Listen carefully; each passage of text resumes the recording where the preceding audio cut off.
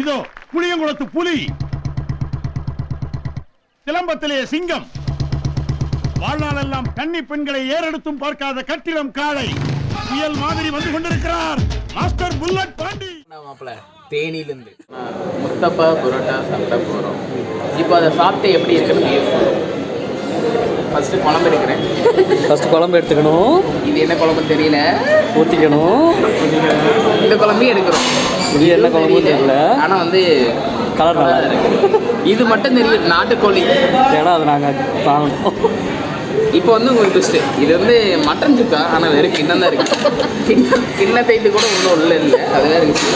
சரி வாங்க நம்ம பார்ப்போம்.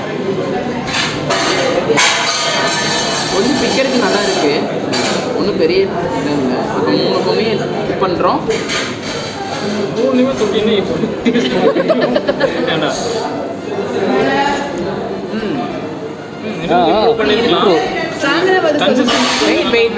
நான் சொல்கிறேன், அவர் தான் விளாகர். அவர் தான் நோ இது எப்படின்னா, நம்ம ஊர்லலாம் பார்த்தீங்கன்னா குழம்பு கழிச்சி வாங்கி புரோட்டா தொட்டு சாப்பிட்டு போயிடலாம் போல, அதே டேஸ்ட்டில் தான் இருக்குது. ஒன்றும் பெரிய டிஃப்ரென்ஸ்லாம் இல்லை, கொஞ்சம் காஸ்ட்லியாக இருக்குது போல். அது மட்டும் தான் பெருசாக இருக்குது, அது மட்டும் இது மட்டும் பெருசாக வரும். ஆனால் புரோட்டா காமனாக தான் இருக்குது, ஒரே மாவு தான், ஒரே மாவு தான். Okay fine okay.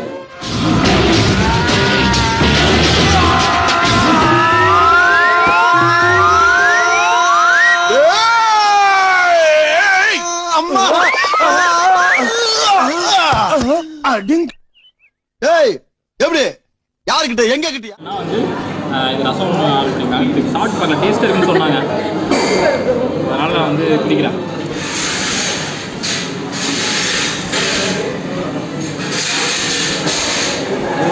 தக்காளி ரசம் தான், நல்லா இருக்குது, நல்லா இருக்குது. பெப்பர்லாம் நல்லா தூக்கலாக இருக்குது. என்னடா ஒரு ரசத்துக்கு இவ்வளோ ஒரு பார்க்குறீங்க? அன்றைக்கே ரிவ்யூ பண்ணுவோம், தண்ணிக்கே நாங்கள் ரிவ்யூ பண்ணுவோம்டா.